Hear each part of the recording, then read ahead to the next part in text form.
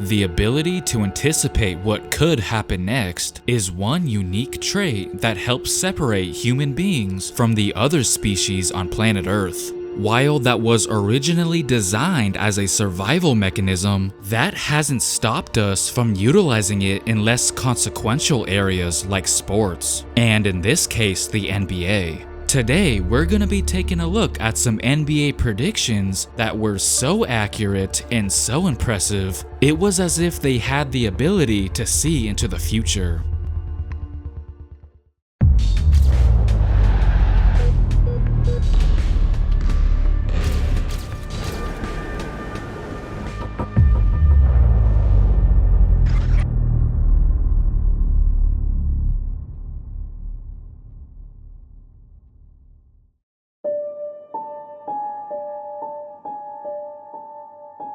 Around the time of the rumors that Michael Jordan was possibly gonna make a return in 1995, many people shared their opinion on whether they believed he would come back to the NBA or not. For the most part, everyone was hoping that he would come back, but Dr. J, on the other hand, wasn't so confident that Jordan would ever step foot on the court again. What do you think he's going to do, Doc? Michael's not coming back to play basketball. I'd be hard-pressed to feel that he's going to come back. He's going to give up the freedom that he enjoys right now. People search their whole life, for freedom and security and independence. Michael's not going to become a 10-day contract player and prostitute the game of basketball by coming back for 15 games in the playoffs. I just don't see it.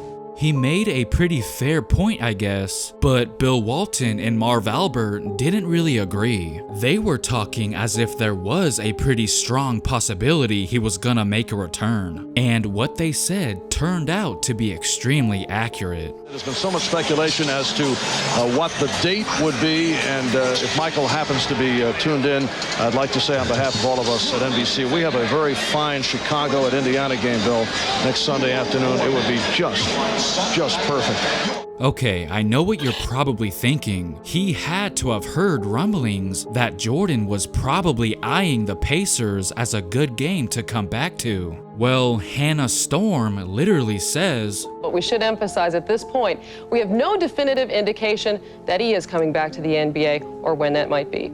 So we gotta give Marv Albert some credit for throwing that out there and getting it right. Now, when it came to Bill Walton, it's almost scary how accurate he was. Every coach always says that, hey, we're just one guy away. Well, that guy just happens to be Michael Jordan for the Chicago Bulls, but Jordan could come out right away and get 54 points, which would be the league high this year, surpassing Willie Burton. Hold on, I know what you're thinking. He was wrong. He didn't come back and score 54 points. He scored 55, and it wasn't even against the Pacers. He dropped 55 on the Knicks in his 5th game back. I mean, yeah, but listen to this. You see 54 points in that first game tonight. That's the only appropriate thing, and I think that this would significantly hurt the New York Knicks psychologically. Did you guys hear that? Walton said that Jordan dropping 54 on the New York Knicks would significantly hurt them psychologically. Okay, he was off by 1 point, but I'm sure we can let that slide. And the craziest part is, nobody even brought up the Knicks but him. He said that so confidently with a straight face and everything. He didn't even flinch at all. I don't know about you guys, but I'm fully convinced that he had a crystal ball underneath that scores table.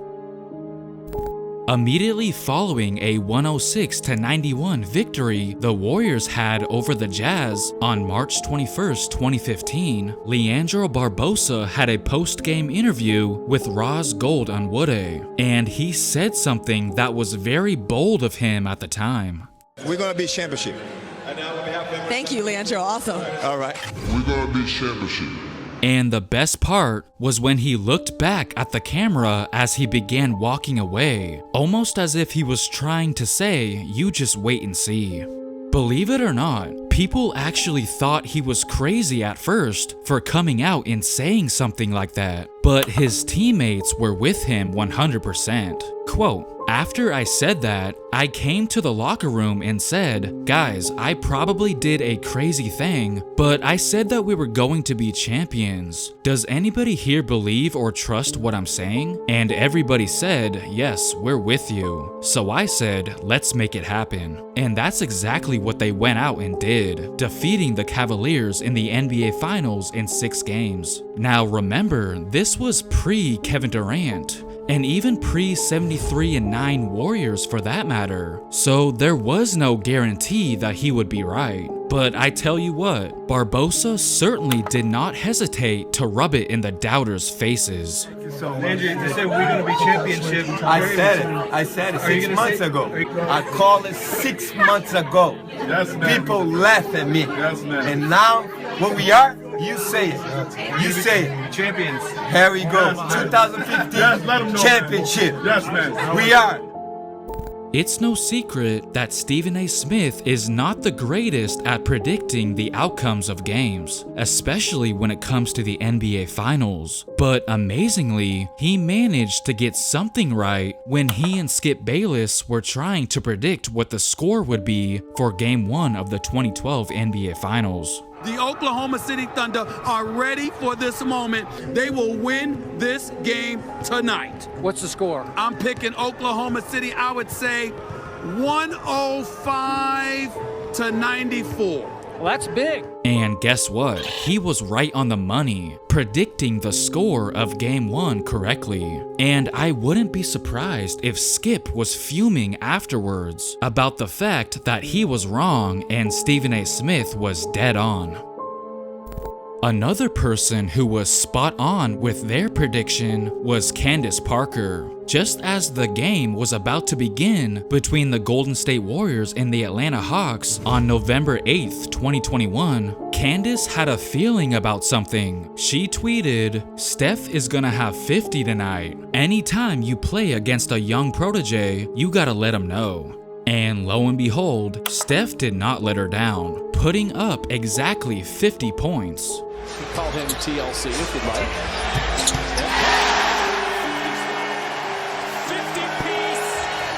It's impressive because it's not like he got 49 or 51. He literally got 50 right on the dot, just as Candace predicted.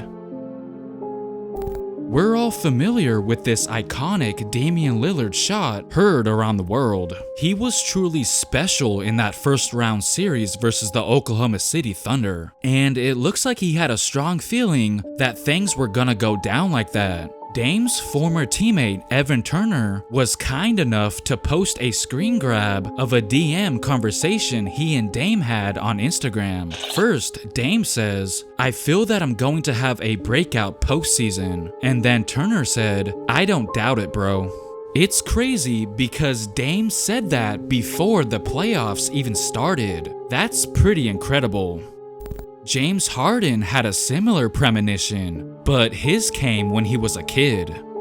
How many times has a little kid throughout history sat down and wrote a letter talking about what they want to be when they grow up, but it never really came to fruition? Well, in the case of James Harden, his dreams happened to come true. When he was 12 years old, he left a little note for his mother to see in the morning when she woke up, stating, "Could you wake me up at 7 o'clock? And could you leave me a couple of dollars? P.S. Keep this paper, I'ma be a star." And that's exactly what his mother did. She kept that letter and even has it with her to this very day. And I'm pretty sure it goes without saying that that is exactly what Harden turned out to be, a star.